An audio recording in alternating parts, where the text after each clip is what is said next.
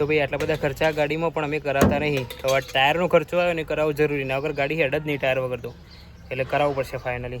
પછી ભવિષ્યમાં હું લઈએ કોઈક દાડો નવી ગાડી, પછી કલ લઉં નહીં ખબર નહીં, લઈશું. એટલો વિશ્વાસ રાખીએ પોતાના ઉપર. ચલો. Hello guys, good morning, welcome to my new vlog. તો ગાઈઝ જો સવારમાં મસ્ત ઉઠીને નહીં ધોઈને તૈયાર થઈ ગયા છીએ, નાસ્તો કરી લીધો અને હવે જો મમ્મી જમવાનું બનાવવાની તૈયારી કરે. તો જો ડુંગળી કાપે, પછી ટોમેટું હ, એટલે આજે સ્પેશિયલ બનવાનું છે. શું બનાવે કહી દેડો.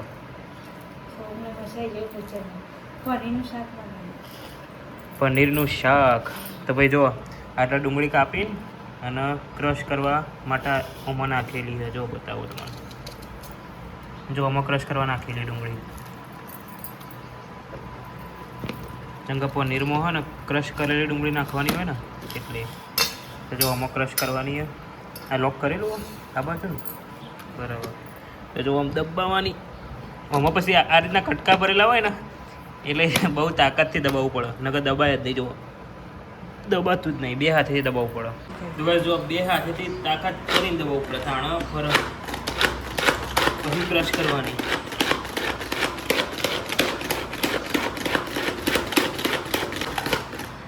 તો જો હવે કમ્પ્લીટ ફ્રી થઈ ગયો, એક ઓગળીથી દબાઈ જવાનું. જોઈ કમ્પ્લીટ હવે ફ્રી થઈ ગયું તો ડુંગળી ક્રશ થઈ જઈએ.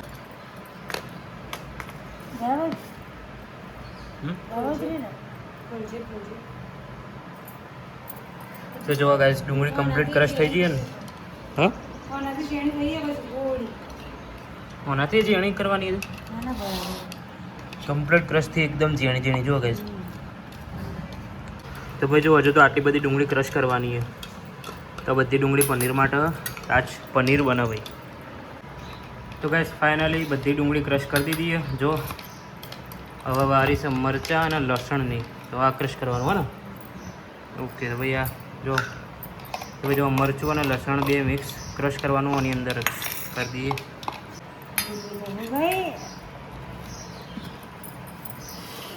ભરાઈ દો હેડો. આમાં તો વધારે તાકાત નહીં થાય ગાઈસ. જો કિલો પનીર 400 ગ્રામ. ના બીજું 400 પડ્યું. શું વધારે મંગાવી નહીં આ વખતે? તો ભાઈ જેના પનીર અમારી દુકાનથી લેવું હોય તો અમારી દુકાન પનીર હ તો લઈ જજો આવીને, બરાબર? કહી દેજે લઈ જજો અમારા પનીર લેવા. અને બીજું બધું રાખીએ, દૂધ, છાશ, કરિયાણું બધું જ. તો અમારી દુકાને આવવા વિનંતી, અમને સપોર્ટ કરવા વિનંતી, અમારી દુકાનની વસ્તુ લેવા આવીને. તો ભાઈ હાલ તો આ બાજરી મૂકવા જવાનું છે ઘંટીએ. તો જુઓ જો બાજરી મૂકતા આવીએ ઘંટીએ અને દળાવતા આવીએ. પછી બાજરીના રોટલા ખાવા મળશે. હવે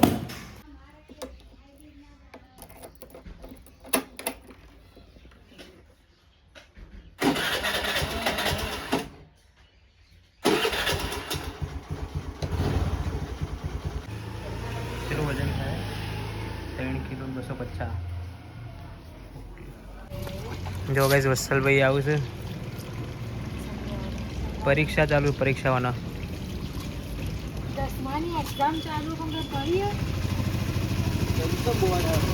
પરીક્ષા ચાલુ નહીં યાર. તો તમે વસ્તુ નહીં યાર, રાતે હોતે અને દાડા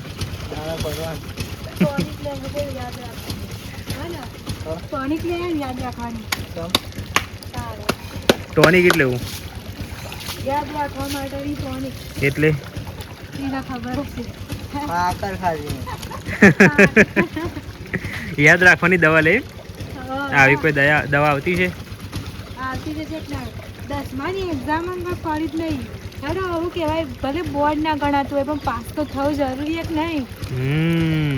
પાસ તો એમની થઈ ગઈ. ગાઈસ આજે એક વધારાનો નવો ખર્ચો આવ્યો અને એ ખર્ચો થોડો મોટો એ પણ હવે શું કરવાનું, ખર્ચો કરવો પડશે આજે. તો ભાઈ શેનો ખર્ચો આવ્યો ને હું તમને બતાવું છું.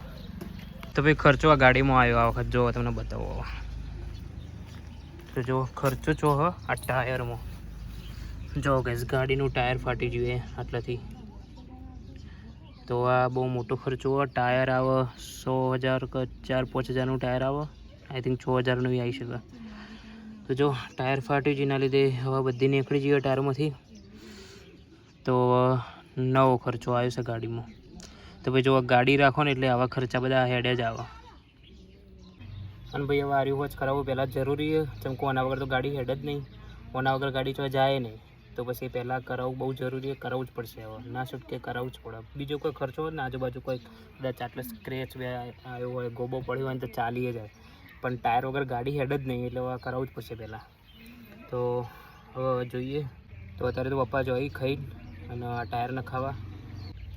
તો ચલો અત્યારે તો પંપથી હવા ભરી દઈએ પહેલાં. અને પછી પપ્પા લઈને જોઈએ ટાયર નખાવા ખાઈ પીને.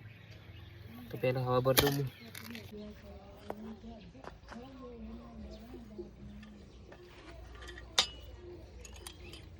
કાશ ગાડીમાં હવા ભરતા ભરતા મારે તો હાલત ખરાબ થઈ ગઈ. જો એટલા પંપ મારે ને તાણે કમ્પ્લીટ હવા ભરાઈ ગયા. તો ભાઈ જો પહેલાં ટાયર દબાયેલું હતું ને હવે થોડું ઊંચું આવ્યું.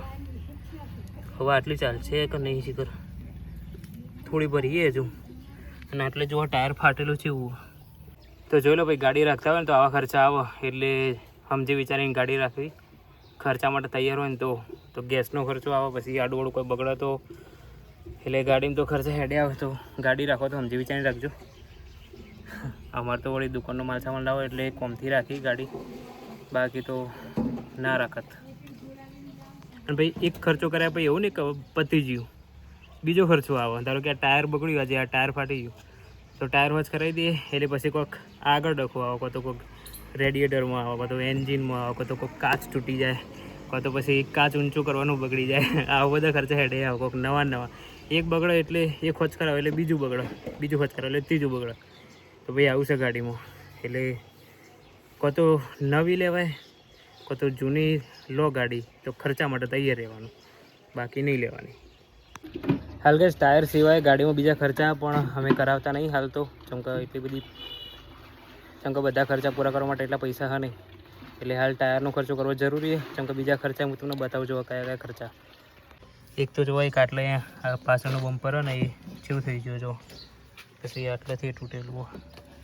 પછી આ રી હેડલાઇટ બંધ અને એમાં એ આટલાથી તૂટેલી જો આ હેડલાઇટ. પછી જો ગાઈઝ આ વાઇપર એક ઘસાઈ ગયા તમને બતાવું. હા જો પૂરેપૂરા વાઇપર ઘસાઈ ગયેલા. પછી એક બીજી મેન વસ્તુ તમને બતાવજો. આ ગાડીનો આ જો આગળનો કાચ તૂટેલો, એક કાટલાથી તૂટેલો હો. પછી એક આ તૂટેલો જો આ સ્ક્રેચ દેખાય તો આખો એટલો તૂટેલો હો.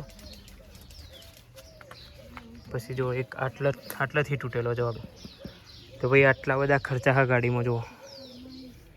તો ભાઈ આટલા બધા ખર્ચા ગાડીમાં પણ અમે કરાવતા નહીં. તો આ ટાયરનો ખર્ચો આવ્યો ને કરાવવો જરૂરી. ના વગર ગાડી હેડ જ નહીં ટાયર વગર. તો એટલે કરાવવું પડશે ફાઇનલી. ચલો હાલ તો ટાયરમાં હવા ભરી જઈએ દુકાન અને પપ્પાને મોકલીએ ખાવા. પછી પપ્પા ખાઈને જોઈએ ટાયરો બદલાવા. તો એ ટાયર છે ને બદલવાનું, કોઈક જૂનામથી ટાયર લેવાનું. નવું તો લેવાનું જ નહીં. ચમકા નવું તો મોંઘું આવે ઓરિજિનલ. એટલે કોઈક જૂનામથી સારું ટાયર લઈ લેવું સસ્તામાં અને એ ચલાવીશું હાલ તો. પછી ભવિષ્યમાં હું લઈએ કોઈક દાડો નવી ગાડી. નોશિકલ લઉં નહીં ખબર નહીં લઈશું. એટલો વિશ્વાસ રાખીએ પોતાના ઉપર. ચલો તો ગાઈઝ અત્યારે તો આવી ગયો છું દુકાન. પછી હમણાં ખાવા જવાનું થશે ઘરે. તો દુકાન બંધ કરીને જવું પડશે. કેમ કે પપ્પા તો જ્યાં વિસનગર ગાડી લઈને ટાયર બદલાવવા માટે. તો હમણાં ખાવા જવાનું થશે ને તો બંધ કરીને જવું પડશે. તો પપ્પા હવે ટાયર બદલાઈને આવું ત્યાં સુધી બેસીએ દુકાન. તો ગાઈઝ દુકાનથી ઘેર આવી ગઈએ ખાવા માટે. તો ખાવાનો ટાઈમ થઈ ગયો. તો ખાઈને ફરીથી જવાનું દુકાન. ચમકા પપ્પા તો જાય ને ટાયર બદલવા ગાડીનું. એટલે ખાઈને મારા ફરીથી જવાનું દુકાન. તો ફટાફટ ખાઈ લઈએ પછી જઈએ. તો ગાઈઝ જો આજ તો મસ્ત મજાનું પનીરનું શાક બનાવ્યું. તો આજ મજા આવશે ખાવાની. ઘણા દિવસે પનીરનું શાક બનાવ્યું. જો ગાઈઝ ઓના પનીર ખાવાની ટીવ જેવી જો. બધા પનીરના ટુકડા અલગ કાઢી દીધા અને ફક્ત જે પેલી ગ્રેવી હોય ને પનીરની એ જ ખાય ચોળીને. અને બધા પનીરના જે ટુકડા હોય ને બધા અલગ કાઢી દે. અને શાક ખાધા પછી એક એક ટુકડો ખાશે જતે અલગ અલગ. આવી રીતે પનીર ખાય જો આ ચેતું. મારા જેવી રીતે ખાવે એને ખાવ. આવી રીતે કોણ ખાય પણ હું ખાવ. કોકના વધવાની જરૂર અમુક હોય. ખાવાની આપણી ખાવાની પસંદ સ્ટાઈલ હે. આ સ્ટાઇલ.